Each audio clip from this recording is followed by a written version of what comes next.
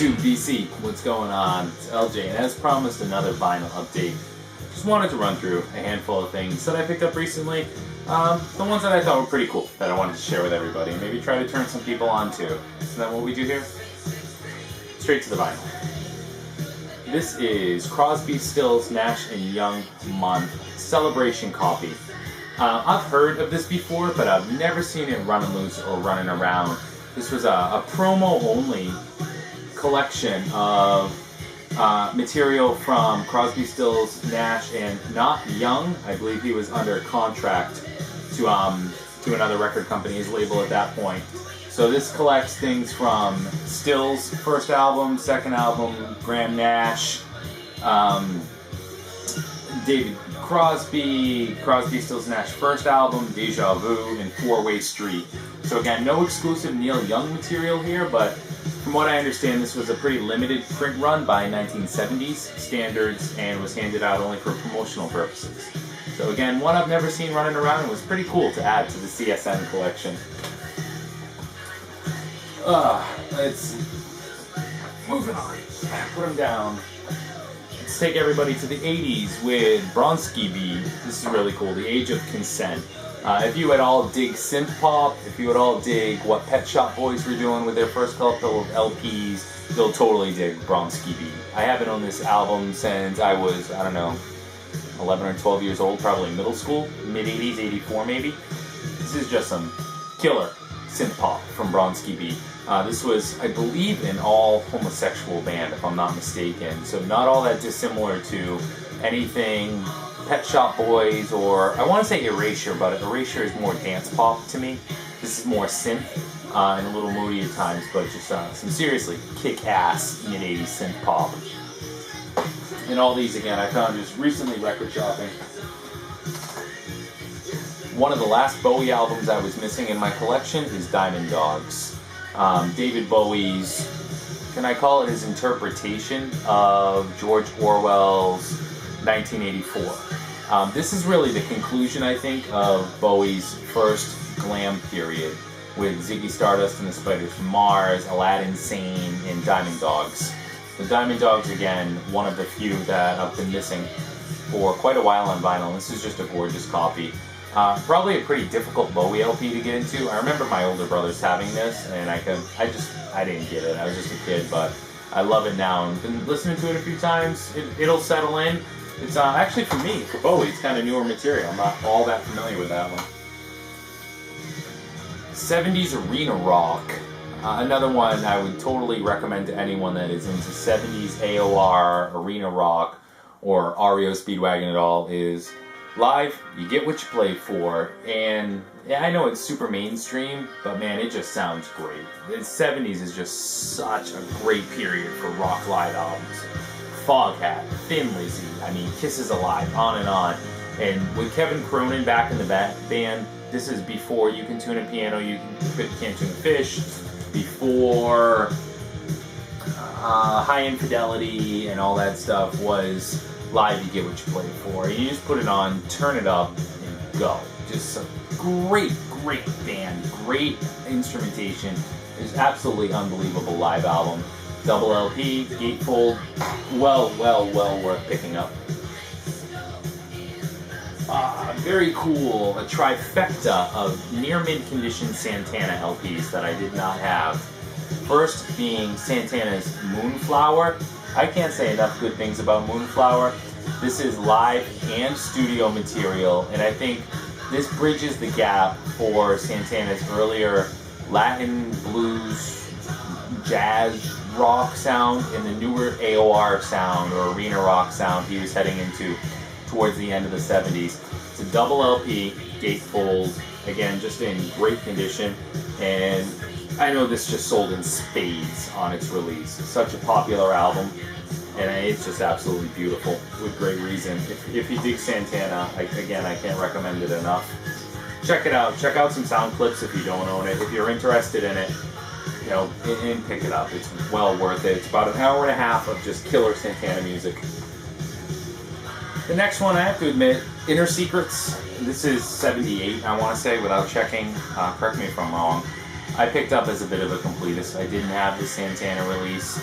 It's in no way an Abraxas, it's in no way a Santana debut, but it's in no way a bad album. This is just Santana kind of starting for me to head into a different direction, and that is his AOR, arena rock direction. A lot of the blues and the jazz sounds that Santana is known for are kind of starting to fade away at this point. It's not a bad album. I don't think it's going to get played a lot, but yeah, for a couple of bucks, I'll complete it. Who wants to say they have one Santana LP missing? Not I. That said, if we jump forward a couple of years to 1981, you get to Santana's Zip Up. And for me, the last best thing Santana really did. And a lot of people will say Supernatural was the last best, but Supernatural was alright, but it just sounded forced, contrived to me. This was just truly a killer Santana LP. You have the arena rock influence here, but you also have a lot of the jazz, Latin, blues rock stuff from earlier Santana elements here. Kind of, you might call it a best of both worlds release, but again, awesome. Santana's Zip Up. My new trifecta of Santana LPs.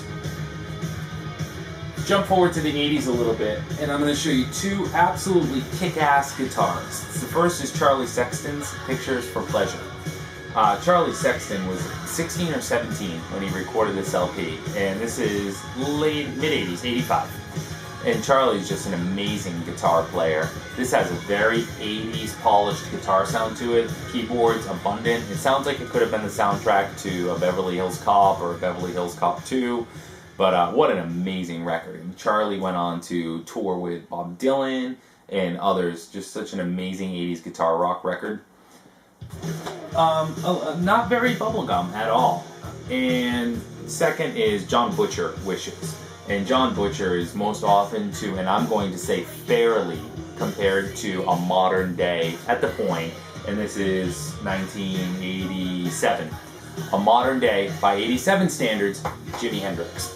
And very fairly so. I mean, seriously. As far as guitar rock goes, and just getting that great tone out of the guitar, much like a Hendrix did, Jon Butcher did it. Again, check out some sound clips, check out some samples, and get yourself interested in Jon Butcher if you haven't heard of him. Fantastic stuff. Not too hard to come by. I guess I picked it up to be a completist. I'm kind of feeling the early 80s rock thing right now and trying to complete that stuff. So I found Loverboys. Keep it up. One I didn't have. Very mainstream, but if you're listening to early 80s stuff, why not throw on some Loverboy? Nothing tremendous or legendary here. It's kind of just in the bio. But the last few I am really feeling. Those that do keep up with my videos know I'm a big Grand Funk Railroad fan. I do love Grand Funk. I love everything they stood for, represented. I love the story of the band. I love the instrumentation. This is Shining On. This is with Craig Frost in tow. There's Craig as their new keyboard player, post the Terry Knight fiasco, where Grand Funk would rebound with what I'm sorry is one of their worst freaking songs ever, and that's The Locomotion. Utter piece of shit. I hate that song. But what was rare is I have a pretty beat copy of this, but I didn't have one that had the 3D glasses. Can you all see me in 3D now? Whoa, 3D LJ. So just a great album from Grand Funk. You've got, except for Locomotion, you've got a lot of real cool, Grand Funk's completely split, right? Their earlier albums with On Time and Survival had that great early, just Grand Funk, rock out sound. Their later stuff, with We're an American Band, obviously got pretty mainstream. And this, I hear a combination of both. I hear a lot of horns and R&B and Motown influence on this album. But there's times in many songs that I just still hear Mark Farner and love Mark to death, just wailing and singing like he used to in the early days with the Red Album and On Time. Mark is still there, man. The vocals are still there, and it sounds like you could take away that musical backing track that is here, more R&B and mainstream, and lay it over another track from the earlier part of the band. So again, maybe it's a best of both worlds thing, and Grand Funk either love one or both of their periods or neither. Happy to add it, and I think maybe I'm only missing one more Grand Funk LP at this point. Now, the last two, these are kind of a blast from my childhood, and I have to admit, when I had no intention of picking these up and wasn't shopping for them, but when I saw them, I had to do it, and they brought back some killer memories. And they are both Osmonds records.